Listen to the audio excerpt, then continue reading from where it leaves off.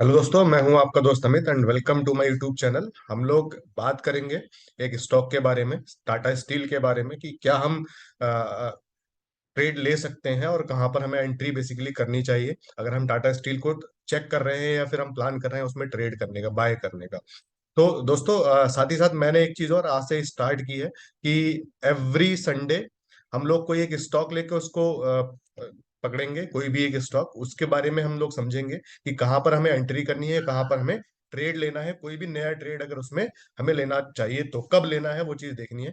क्यों? क्योंकि मैं कुछ अपनी एक लास्ट वीडियो में एक स्ट्रेटेजी डिस्कस कर भी चुका हूँ। सिर्फ उसी स्ट्रेटेजी को फॉलो करके हम लोग कोई भी एक वीक में एक स्टॉक लेंगे और हर संडे आपको उसकी वीडियो मिलेगी इवनिंग में।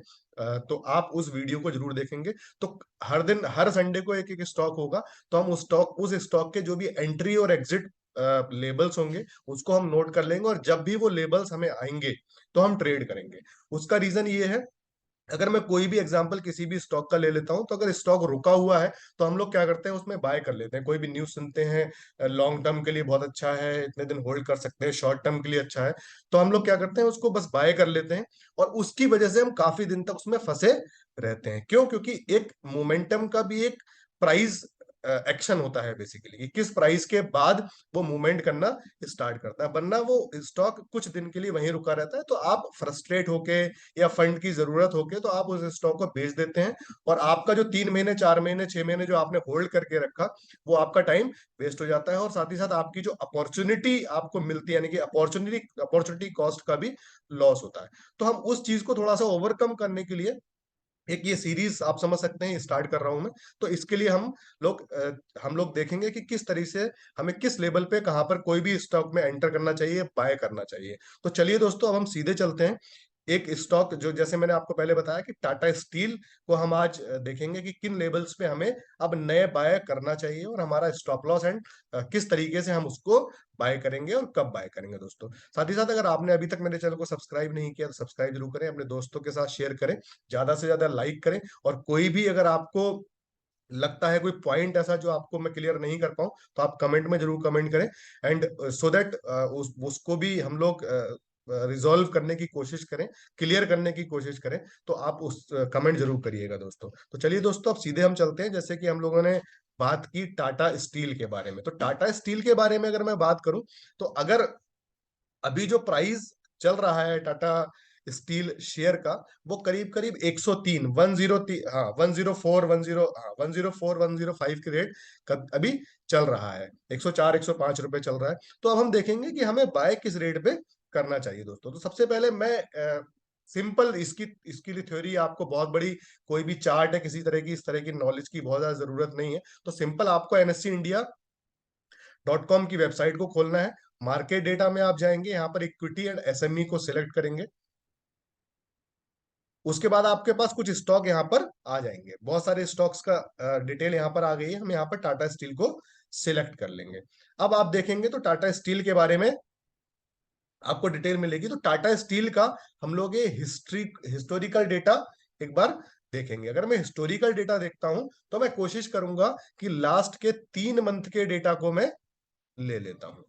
क्यों? क्योंकि जब से स्प्लिट स्टॉक हुआ है, तब से हम अगर इसको ले लेंगे तो ज्यादा बेटर रहेगा, हमें अच्छा आपको मतलब मिल जाएगा, अच्छा डेटा आपको मिल सकता है दोस्तों। तो ये मैंने लास्ट 3 महीने का डेटा ले लिया है, 3 महीने का डेटा सिलेक्ट कर लिया। अब आप देखेंगे नवंबर, अक्टूबर और ये और भी नीचे का आपको डेटा मिल जाएगा दोस्तों। तो इस तरीके से हमने 3 महीने का लास्ट डेटा निकाला, और इसको मैं डाउनलोड कर लेता हूं। यहाँ पर डाउनलोड CSV फाइल करके आपको दिख जाएगा ये डेटा हमें बहुत इजीली अवेलेबल होता है NSE की वेबसाइट में। किसी भी स्टॉक के बारे में आप लेके इसको देख सकते हैं। अब सपोज आपने टाटा स्टील का ये फाइल आपने डाउनलोड कर ली है, और हम लोग एक बार देख लेते हैं कि क्या लेबल्स हमारे आएंगे, कहां पर हमें बाय करना है। तो दोस्तों, अगर आप ये देखेंगे तो सिंपल सी आपको एक चीज देखेगी टेबल, नवंबर, अक्टूबर, सितंबर, यानी कि लास्ट 3 महीने का, अगस्त, लास्ट 3 महीने का आपको डेटा यहाँ पर मिल रहा है। इस डेटा में आपको क्या क्या मिलता है? इस डेटा में ओपन, हाई, लो, उस पर्टिकुलर डे का आपको ओपन, हाई, लो, क्लोज, वीवेप का आपका क्या था, 152 वीक का हाई क्या था, लो क्या था, वॉल्यूम कितना हुआ, है ना। और उस वॉल्यूम की वैल्यू कितनी है, वैल्यू मतलब आपका जो टोटल वॉल्यूम इनटू आपका प्राइस, तो उस हिसाब से वो आता है नंबर ऑफ ट्रेड्स कि उस प्राइस पे कितनी ट्रेड्स हुई बेसिकली वहां पर उस दिन। तो आप इस तरीके से ये आपका डेटा निकल कर आ जाएगा दोस्तों। तो लास्ट टाइम जो हमने डिस्कस किया था कि हमें सिंपल ये देखना है कि इस 3 महीने के डेटा में सबसे ज्यादा वॉल्यूम किस दिन हुआ है। तो अगर हम इस पूरे डेटा को ऊपर से नीचे तक अगर हम देखते हैं, तो मैं एक चीज देख पाता हूं कि यहां पर 23 सितंबर को जो ट्रेड हुई है उसमें सबसे ज्यादा वॉल्यूम हुआ है। ये करीब करीब 10 करोड़, यानी कि 10 करोड़ 97 लाख शेयर का आपका वॉल्यूम हुआ है अगर आप देखेंगे तो। यस, अगर आप और किसी भी दिन का अगर आप सर्च करेंगे तो वो ज्यादा, इससे ज्यादा नहीं है। किसी भी दिन का आप देख लीजिए लास्ट 3 महीने के डेटा में, हाँ 10 करोड़ 49 लाख हो जाता है, 10 करोड़ 79 लाख हो जाता है। तो आप देखेंगे तो सबसे ज्यादा कहां पर है, 10 करोड़ 97 लाख, 10 करोड़ 97 लाख के करीब का जो वॉल्यूम है वो सबसे ज्यादा है। अब दोस्तों हमने लास्ट टाइम भी एक चीज डिस्कस करी थी कि जी अगर आपको ये चीज समझ में आती है कि किस दिन सबसे ज्यादा वॉल्यूम हुआ है, तो उस दिन का आपको हाई और लो नोट कर लेना है, सिर्फ और सिर्फ आपको कुछ नहीं करना है, हाई एंड लो आपको नोट कर लेना है। तो अगर मैं हाई लो की बात करूं तो उस दिन का हाई जो था वो था 107 रुपए 90 पैसे, जैसे ये दिख रहा होगा आपको 107 रुपए 90 पैसे, और लो था 103 रुपए 75 पैसे का दोस्तों। तो इस केस में अब हमें, अब आपको ये चीज नोट करके रख लेना है कि जब भी, यानी कि बाय एंट्री की बात कर रहा हूं मैं, जब भी मेरी बाय एंट्री, जब भी स्टॉक 108 रुपए के ऊपर आएगा, मैं इसको 108 रुपए पे सिंपल बाय करूंगा।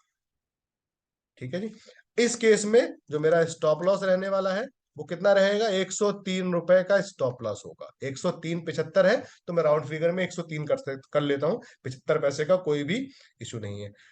स्टॉप लॉस जो रहेगा हमारा वो हमारा क्लोजिंग बेसिस पे रहेगा। 108 रुपए पे आपको एंट्री करना है, सिंपल आपको बाय करना है। स्टॉप लॉस जो रहेगा 103 रुपए का रहेगा क्लोजिंग बेसिस। जिस दिन भी 103 रुपए के नीचे कभी भी क्लोज हो जाता है, 103 रुपए पे क्लोज हो जाएगा, उस दिन आपको इस स्टॉक से एग्जिट कर जाना है। और जब तक भी ये स्टॉक का आपका स्टॉप लॉस नहीं होता है, या फिर आपको 15 से 20% तक का टारगेट आप लेके चल सकते हैं, 10 से 20% तक का टारगेट आप लेके चल सकते हैं, चाहे वो आपको 1 महीने में मिलता है, 2 महीने में मिलता है, 3 महीने में मिलता है, आप इसको आगे कैरी कर सकते हैं। या फिर अपने हिसाब से आप अपने स्टॉप लॉस को ट्रेल भी कर सकते हैं। सपोज 108 पे आपने बाय किया, 115 हो गया, है ना, तो 115 हो गया, 120 हो गया, तो उसको आप स्टॉप लॉस को और ट्रेल करते रहिए। वरना आपका क्लोजिंग बेसिस पे जो अकॉर्डिंग टू डेटा बनेगा वो 103 रुपए का सिंपल आपका स्टॉप लॉस है। तो जब भी 103 के नीचे क्लोज हो जाए आप उस दिन एग्जिट कर जाइएगा, वरना आप इसको बिंदास तरीके से कैरी करके रख सकते हैं दोस्तों।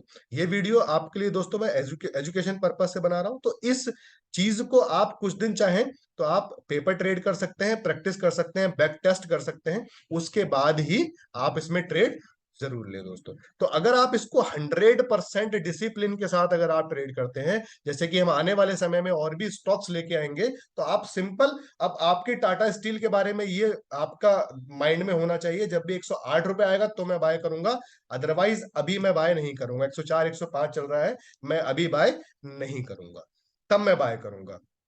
ठीक है दोस्तों, तो आप इस चीज को ध्यान रखिएगा कि अगर हम इस तरीके से बहुत सारे हर वीक हर संडे को कोई ना कोई स्टॉक जरूर लेके आएंगे, और सेम इसी स्ट्रेटेजी पे हम उसको स्टॉक को ट्रेड करेंगे, स्टॉप लॉस भी रखेंगे, और हम आपकी एंट्री भी रखेंगे, और टारगेट को आप अपने हिसाब से रख सकते हैं। एक तरीका और है कि अगर मैं देखता हूं 108 रुपए में बाय है, 103 रुपए का अगर मैं स्टॉप लॉस रख रहा हूं, तो 5 रुपए का मेरा स्टॉप लॉस है। ठीक है, तो नॉर्मली 1:2 1:3 1:4 1:5 तो वैसे भी होना चाहिए। तो 5 रुपए का अगर स्टॉप लॉस है तो मेरा 10 रुपए का टारगेट तो वैसे ही होना चाहिए, और 10 रुपए का अगर टारगेट इसमें आता है तो 118 रुपए आपका बनता है। और अगर 110 रुपए अगर आपको मिल रहे हैं तो करीब करीब 8% का रिटर्न आपको इसमें मिलता है। तो 1 से 2 महीने 6 महीने में भी अगर आपको मिल जाता है तो बहुत अच्छा रिटर्न होता है, 8% भी दोस्तों। तो इस तरीके से आप जब भी हम हर वीक में जो भी स्टॉक में डिस्कस करेंगे, उस स्टॉक का आपको एंट्री, स्टॉप लॉस आपको नोट करके रख लेना है, और उसमें उसी हिसाब से आपको ट्रेड करना है जब भी वो आपको लेबल्स मिलते हैं दोस्तों। तो दोस्तों, ये थी हमारी टाटा स्टील पे बाय रिकमेंडेशन कि आपको किस रेट पे बाय करना है दोस्तों। तो आप इसको जरूर 100% फॉलो करिए, जो भी स्टॉक है उनको भी आप फॉलो करिएगा, बहुत अच्छा हम लोग प्रॉफिट बनाने वाले हैं दोस्तों। तो दोस्तों, मिलते हैं हमारी नेक्स्ट वीडियो में, तब तक के लिए bye bye, take care, thank you so much.